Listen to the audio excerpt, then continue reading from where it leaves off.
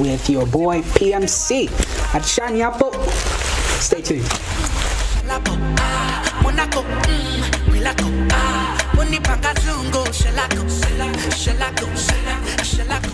Oh, na itaya gaya. Welcome on the show. Man, good to be here, man. Muchishi. Awe. Kuishi na afya mkwai. Totera mkwai kana. Why said in Yatu Vibes? Hey. Good to be here. Yeah. People are watching right now. We had to start with that song. I don't want to talk about Aitaya, but I'm happy to have you. Like I said from the intro, saying we've been seeing what you've been posting on social media, and you're making use of it, advising young people, new artists in the industry. You have been in the industry for more than 20 years plus. Indeed. And you've been doing it in the background, dropping songs again. But let's talk about where have you been all this while? Like, where have you been? Well, I've been very much around, except that, you see, when it comes to the music, most of us, we start with the music maybe before we start thinking of starting our own families. So most of us, we start young. And then, you get into something, you are just passionate at first, and then along comes maybe a marriage, and then kids, and then the responsibilities that come with raising kids. So for me, at some point, I had to make a choice. And I chose to be there in the lives of my children. I wanted to experience taking them to school, picking them up, So, well, there was something I could do away from music, and that's why I could afford to do that. Yeah. Let's talk about music back in your days. Let's throw it back a bit so that people get some little information that they need to know. In your time, and what made you to find yourself in the industry? Like, what's the story? What's like a backstory? Well, so with me, I think from the time I was very young, very little, I was always into music. And I was so much into music and the rock kind of music where, these stars are holding guitars and rocking them crazy, the bongos and all of them. And so it started from way back. And so every time anything was happening socially, for me, I was more on the entertainment side, especially music. So I could dance. I had a number of dance crews at some point. We would compete, and then after that we got into rap. But that was while we were still in school, like high school. So for me, after high school, I went to university and I did some time there, went to another college and then another college. So the music was always there in the background. But I only got into the music after I had done, most of my tertiary studies, and that's the deal that I had to strike with my family. My parents told me, yeah, you can do that, but you have to finish something first. Because back then, the music wasn't as glamorous as it is looking now.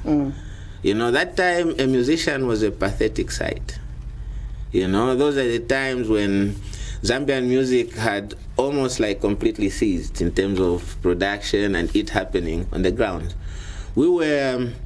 we were just, there was a lot of foreign music, a lot of Congolese music, Zimbabwean music. Which year was that? Well, these years, I'm talking about, like from the early 90s, because I finished my high school in 91. So most of the music I was active in happened between, late 80s and, the late 90s, like, at the end of that, 1999. By then, that's when I started making my own music. So most of the music that inspired me was the one before that. And this period I'm talking about is mostly the 90s. And so, we were actually, I was inspired after I was in college in Zimbabwe, and I'd come for the 4 days holiday, the Heroes and Unity. So apparently we have the same 2 days, even in Zimbabwe, there are, the public holidays as well. The same days that we observe the Heroes and Unity days. So I came for the long weekend to visit, because the culture that side was everyone goes to their villages when it was a long weekend. Back then, I don't know about now. So I came to Zambia and I was at home in my mother's house in Kitwe. I was watching TV, and then there was a program called Sounds Good.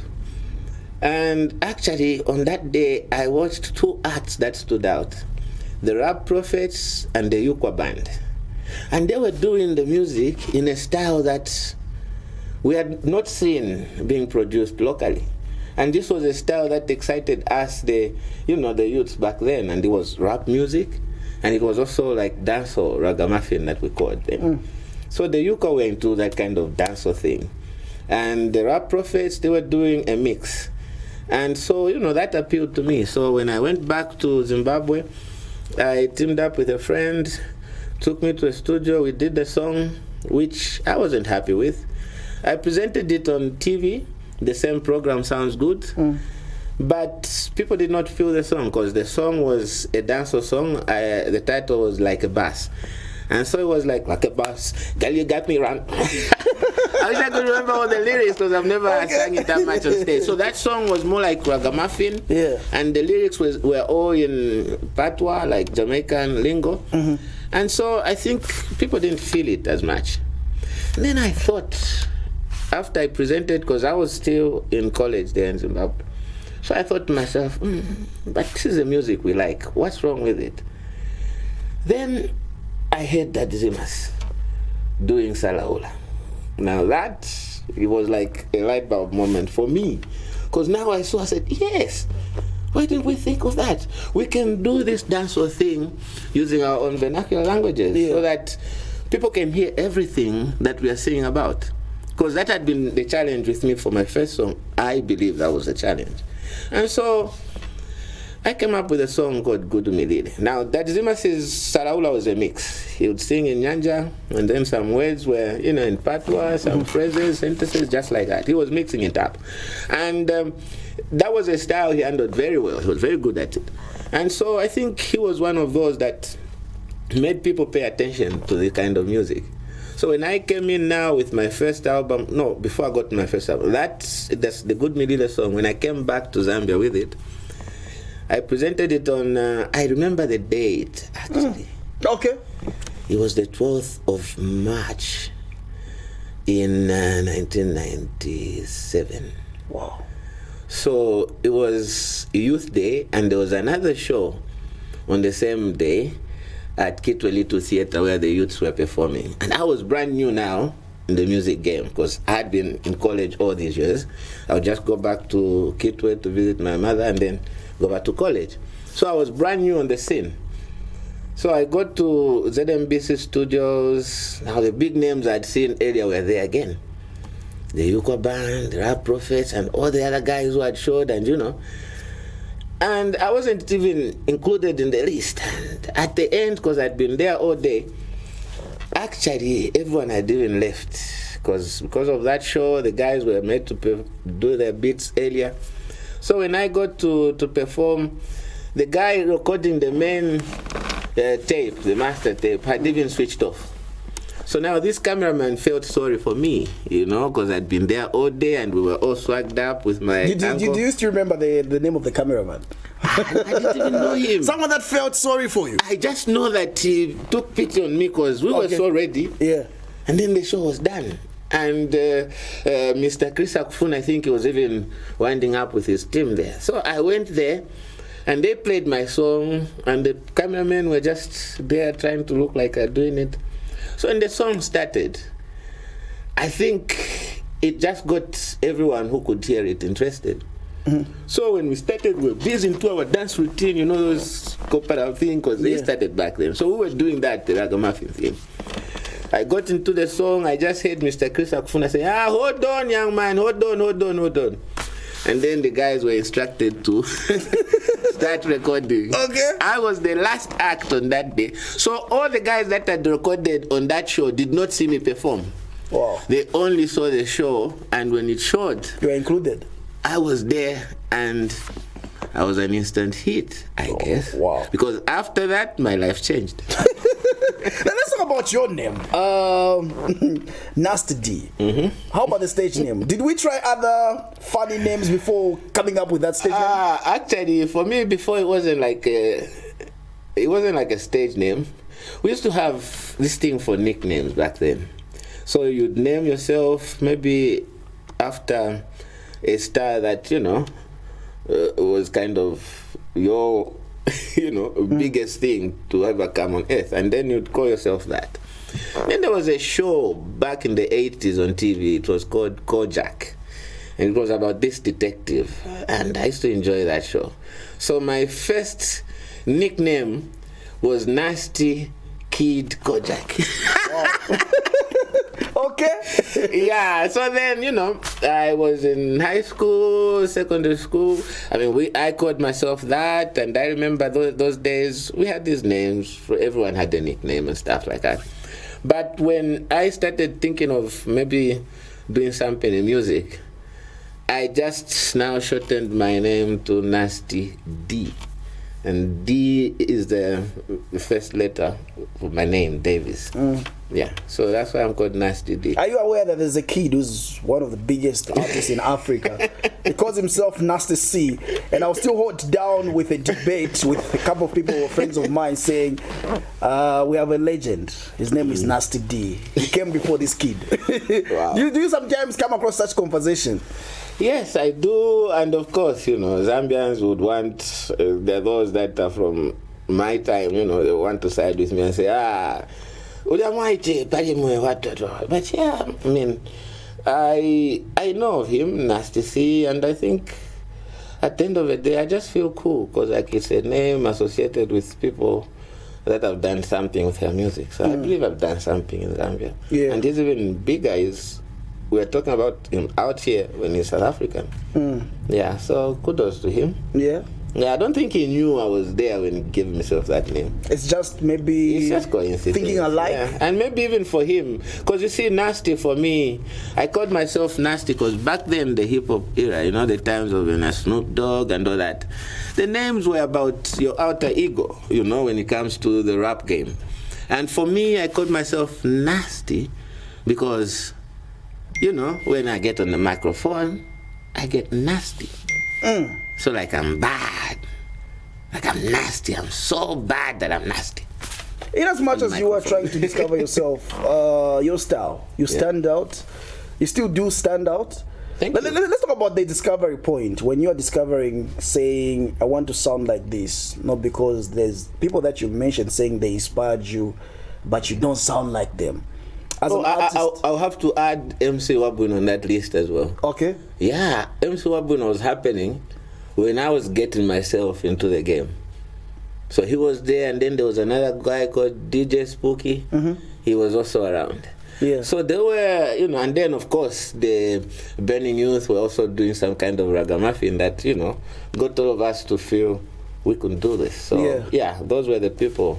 So I want to find out like the discovery point of your style. Like, how did you discover your style? Like, it's super unique. Well, I think now, the style that I'm doing now is not the style I started with. So, of course, the songs that I did then are still songs that most of my fans request for when I'm performing.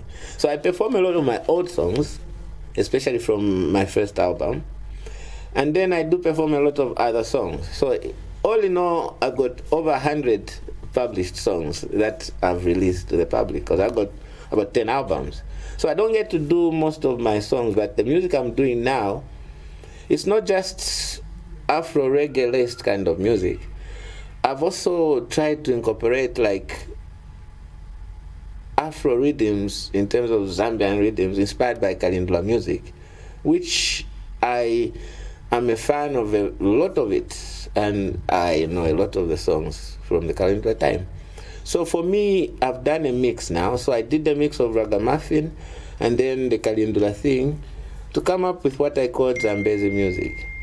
So when you're doing the Zambezi style, you can easily switch from the dancehall style, which I still call ragamuffin because that's what I know. So you can do that kind of thing, and then you can do some hip hop kind of feel if you want. For me, I can even sing like I'm singing a Kalindula song, because the count is the same, but we just change now the way you double up on your kick, and especially the hi-hat and the snare. So when you mix the drums up, then you come up with something like that. So it's a fusion of music. Nice. Let's talk about maybe an advice that you would give to maybe an upcoming artist, or maybe the happening artist. What do you think from your experience? What are some of the things that you feel like they need to know or be aware of about the industry, or maybe you as Nasty D, that you feel like I would have done better in my time, that I feel like I didn't do better then when I was happening? Well, for me, I think what's important is to believe what you want for yourself. There's this, right now, most of the young cats that are coming into the game or that are being inspired, most of them, they just see one straight graph which goes up, and it always goes up. Now, you must remember that when you're dreaming to do your first song, that's all you want to achieve. I want to record a song. Now you record the song, you want to do something with the song. Well, that's something you want to do, it does happen. Then you go more into it. So you see, initially you were coming from school, college or high school, whatever, and just for fun, you want to drop bars in the studio. But then the song gets to be tight. And then from there now you think, I can maybe make a career out of this. So now when you go that direction, there'll be a lot of things now involved, because to sustain a professional career requires a lot of change of temperament. So most of them will start out like that, and then along the way they are not sure what they really want. Do they want to live their lives as a family man but be doing music? Or the point I'm driving at is that, you see, in music, it's not always the top spot that musicians desire to be in. And when we talk of musicians, it's not just the singers, it's also the players of instruments.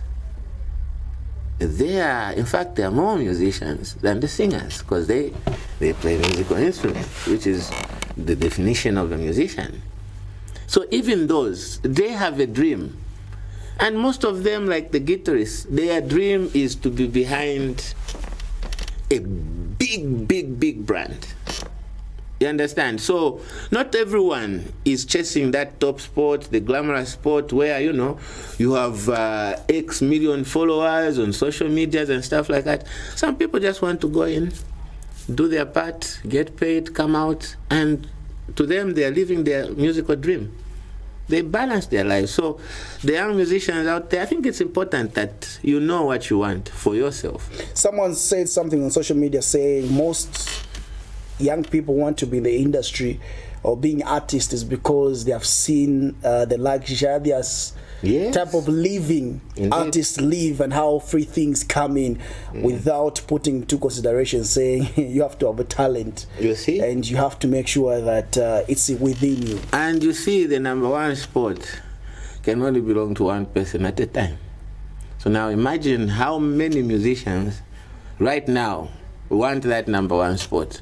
So to the young musician, you see, don't just chase that spot, because you will most certainly be disappointed, because not everyone gets to be, the number one top dog of that era. It can only be one person or two at most. So most artists should get into the game being okay to just get their music out there to the audience. And mind you, when people are listening to music, they don't just listen to one big happening artist. If you go to a club now, there'll be a lot of other music which you're even forgetting that there was even this music, which plays alongside your biggest music happening at that time. And that's because that's what the fans want. They want a mix. Now, some mixes do not come to number one. Some offerings that us musicians give, some of them, they'll never be number one kind of song, because it takes a lot to get a number one song. Now it's like right now everyone wants to blow, and they want to blow to just that extent. They've set their standard just in one direction. Look at what you want as a musician. What would you want to get out of your talent? People are not focusing on growing the talent even more. They just want to blow, and when they blow, they're happening. All they want is to keep making hits, and it's okay, it works for them. But other musicians, their desire is to explore their talent. And those are the musicians you find they invest a lot of time, money, into learning a skill. It could be on piano, it could be in drums, it could be in voice, it could be in what, just so that they can raise the standard of their art to that which, is considered higher in world standards. There's pop music and then there's other music. Before we get to Quality Rap, Nasty D right here on Yatu Vibes. I also want to find out the agenda that you're here for is your brand new a song. Yes. I don't know why my mind is telling me an album. Maybe it's a sign that you're working on an album. But yeah, in 2 minutes, Okay. I'd like to find out. Your brand new song is out. You sent me the song. Yes. And I liked the song. Oh, I told you saying this is an amazing song. Yeah. And again, I played it on radio on Joy FM. The feedback. It's great to know that you still have people out there who still love your music. Grateful. Maybe a quick one. Tell us about the record that you dropped. Any future plans that we should expect from your side in 2 minutes? Well, so actually, you were right to think of it as an album because I dropped my most recent project about August of last year, on the 16th of August last year. And of course, I was almost a forgotten story, so most people did not pay attention to the project. And then I appeared on some platforms, where a lot of big names were performing. And then people got to remember that, there was even this artist. And well, for me, I'm coming out now because that mission I spoke about, my children, they're all out of high school now. So maybe by next year, all of them will be out of the house. So I'm back to having that time to myself. And so now I've started making music, but more of what I'm doing is just exploring my music now in terms of live presentation. I'm trying to work on an act that can be fit for an international festival. And I'm inspired by acts of, bands like Amayenge, bands like the Sakala Brothers, because these are acts that when they're being presented on stage, there's just something that makes that identity stick in your mind. Every time you see these people, you know what kind of music to expect. They can give you a surprise song and it will be what you were expecting. They'll present it the same way you're expecting. So I'm trying to build my brand to those kind of levels so that I can maybe dream to perform at international festivals. Because I see that most of the young musicians are not looking in this direction. Everyone wants to unseat your maps right now because it's the biggest thing happening. But that's just one direction. As musicians, there are other directions you can take to take your music to the destination that you want your music to go. So when I say popular music, it's the music that everyone just, it plays once and I'm a big Yo Maps fan, almost all the songs. I don't know what magic is got, but that's the popular music right now in Zambia. But there's also music which great musicians like Uncle Rex, Sir Jones, the kind of music they play, like Skills Emmanuel, all those guys. They play beautiful music, but it's not your everyday, taste of music. When I spoke of variety, that's the kind of variety that some people would wish to enjoy. So it won't be all the listeners enjoying that kind of music. That should be a given. But nonetheless, it's still something you can. When you are in medicine as a profession, not all of you want to be, one thing. You want to be whatever you can be in that field. when you do accounts, you're not just chasing that one designation of accountant. There are other things you can do. So even with whatever qualification you have, just like with whatever qualification you have, you can do other things in that field. You don't just have to go for that number one position in that industry. There are other destinations. And for most musicians, it will help with their disappointment because they feel like they've failed when they already won the moment they had 2-3 fans outside their family and friends base. Because that's when you decide now, that's when you should tell yourself, maybe. You don't just listen to those close to you. But when you see that even strangers are liking your music, you've succeeded already. Then you chart now your proper way, your proper course in your music journey. With growth comes with great wisdom.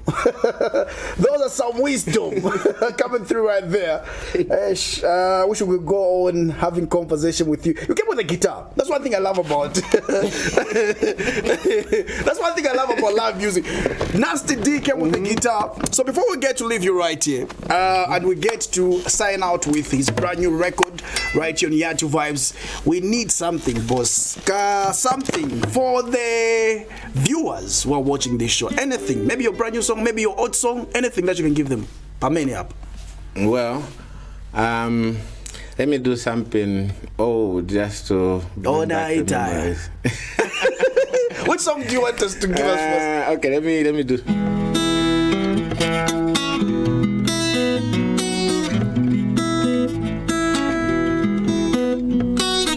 Oh now Waitaya, oh now I see thy way, oh Naitaya, oh now I yonda, oh Naitaya, oh Navavimba, oh Naitaya, ati shua mama biwawa, nkaleza kaya itaya, ati ona mzanga wasira, oh Naitaya. Mama vimi ukanzanga naitaya ati shua mama wasira naitaya ati dazi kaleza itaya ati ona itaya gaya itaya ona itaya gaya itaya ati ona itaya gaya itaya ona itaya gaya itaya some memories right there. I know I said one more question, but Nasty D, before. Okay, let's keep it real right now. Okay. Itaya is one of your biggest songs. And still one of the songs that until now people still listen to. Before I get to leave you right here, when you did that song, that's timeless music. What inspired you to write that song? In a minute, please. So that in time in a minute. Well, for me, Aita album, that's when now I explored. The first Zambezi song I did was Zikola Mtende. It was in my second album. The third album, that's when I had Aita. Now, I was exploring my Zambezi music to the fullest. And so the song, what inspired it was just general life. I wanted to speak to the youths out there, but I wanted to just tell a cautionary tale like that. And so that's what I focused on, and I came out, and when I had people listen to it, they loved it. You guys and I a bunch. And I'm with a salary on say. Thank you very much for coming through. Let's go to his brand.